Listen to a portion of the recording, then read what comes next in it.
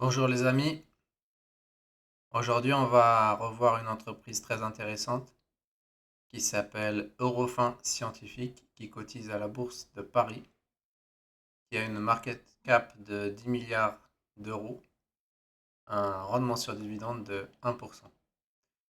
Eurofin Scientifique est une entreprise qui a eu un développement des ventes et des profits très conséquents.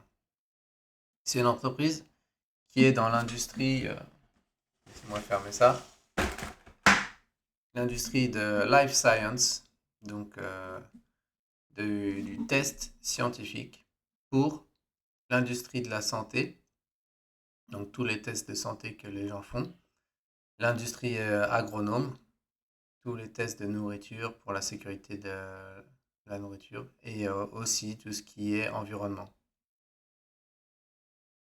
On peut voir qu'il y a eu un développement des ventes très très bien, avec une accélération durant le Covid, une accélération du profit durant le Covid, suivie par une stagnation. Donc, qu'est-ce qui s'est passé? Les investisseurs,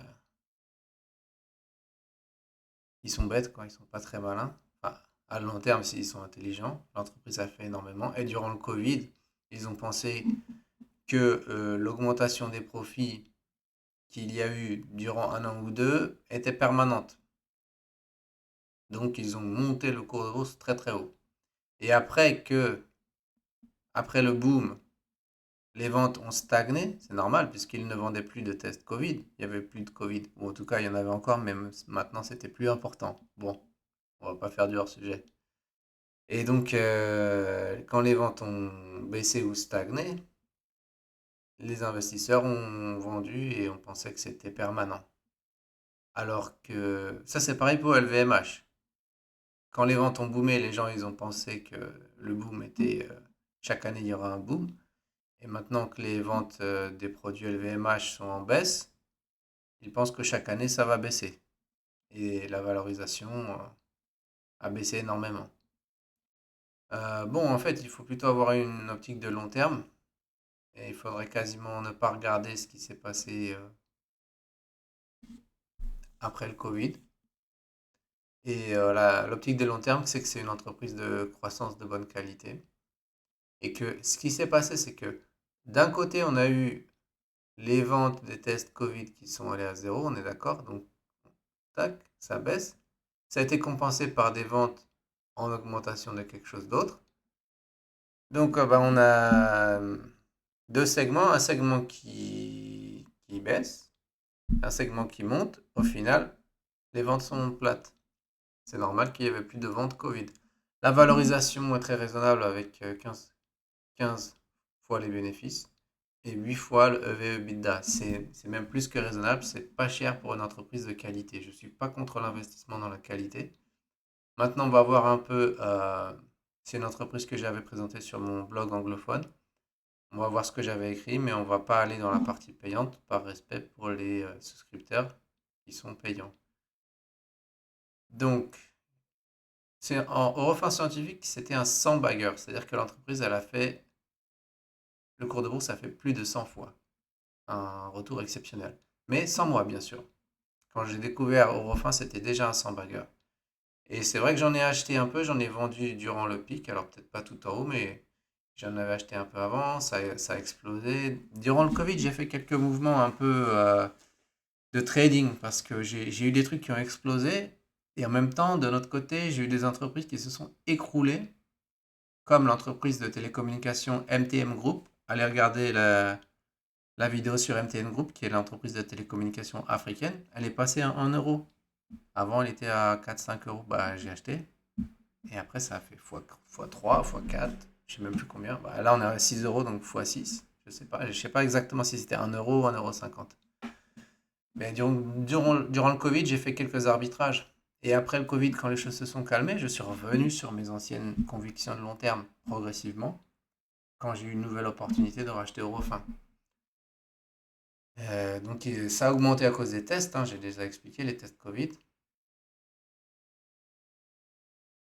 Et ce que j'ai marqué, c'est que les plus gros retours, les plus grands retours ont été faits pour ceux qui ont acheté Eurofin quand c'était une small cap, une petite capitalisation.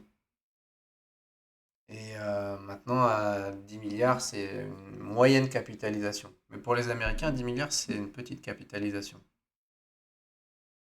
Alors, Eurofin a été fondé en 1987 par Gilles Martin pour commercialiser un nouveau test pour la nourriture et les boissons. Ensuite, ils ont fait plusieurs étapes. Donc, ils ont augmenté premièrement le type de test offert. Donc, je ne suis pas scientifique, mais test A pour la nourriture, test B pour la nourriture, des nouveaux tests, donc plus de services. Et puis, ils sont rentrés dans le marché de la santé. Ensuite, ils ont fait des acquisitions pour acheter plus de laboratoires, donc en France, en Europe et maintenant dans le reste du monde. Et cette stratégie d'acquisition leur a permis de croître très vite. Ils ont fait les deux, des acquisitions et des nouveaux tests, donc deux leviers de croissance. Et même pendant la crise financière, ils ont continué à croître parce que c'est une entreprise qui ne connaît pas les crises financières. Puisque la santé, il y a toujours des demandes pour les tests. C'est la dernière chose que vous allez couper et en plus, en général, c'est souvent remboursé par la sécurité sociale. Même si c'est pas remboursé, si vous avez besoin de faire un test important, c'est votre santé, vous y allez. Et pareil pour l'agroalimentaire. L'industrie agroalimentaire, elle continue durant les crises. C'est pas comme l'industrie automobile ou de la construction elle, chute durant les crises. Ils ont acheté beaucoup d'entreprises. Tous les ans, ils achètent 50, 60 entreprises. Là, on peut voir les ventes. C'est ce que je disais. Les ventes apparaissent plates si on regarde juste les 4 dernières années. Mais en fait, si en orange, on a les ventes de tests pour le Covid. Et voilà, en fait, les vraies ventes sans Covid qui sont en bleu, elles continuent d'augmenter. C'est ce qu'on appelle en anglais un compounder. C'est une entreprise qui va toujours croître.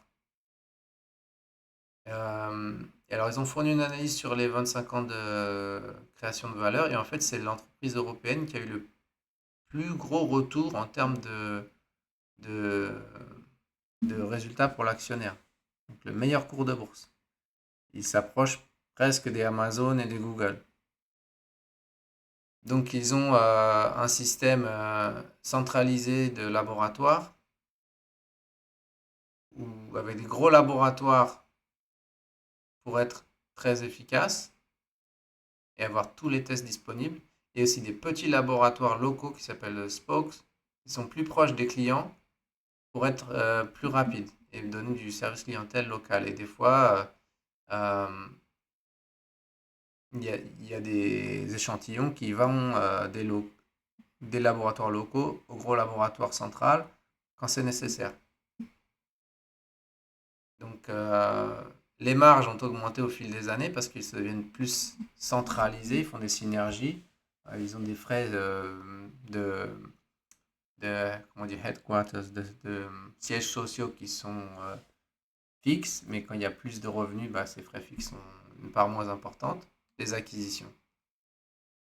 Alors, ils ont plus de 950 laboratoires dans 60 pays, 63 000 employés, et ils font 450 millions de tests chaque année. Et on peut voir au T1 2025 que les ventes sont bien ventilées entre l'Europe et l'Amérique du Nord, avec un peu du reste du monde. Et ils croient beaucoup dans le reste du monde, puisque la croissance organique, donc c'est les pays émergents, est de 8%, beaucoup plus qu'en Amérique et en Europe. D'où l'intérêt d'investir aussi dans les pays émergents. Et ensuite, ils ont la biopharma, les diagnostics, consumer et technology product. Donc, je dirais que c'est des produits peut-être qui ne sont pas de nourriture à tester. Et life, c'est la nourriture. Donc, ils sont sur la santé. Ils sont même sur les choses de pointe, comme tout ce qui sera analyser l'ADN pour des traitements innovants. Donc, au final, Eurofins, c'est une entreprise à une valorisation trop faible, à 15 fois les profits. Ce que j'ai noté en plus, c'est qu'ils font beaucoup d'investissements en amont. Ils se fichent un peu de la profitabilité immédiate, mais ils visent plutôt une profitabilité à 2027. Et ils visent à faire 1,5 milliard de free cash flow en 2027. Donc, on serait à 7 fois le free cash flow. Moi, je pense que ça vaut 20 fois. Donc, ça fait presque x3 de potentiel sur le cours de bourse s'ils atteignent leur objectif.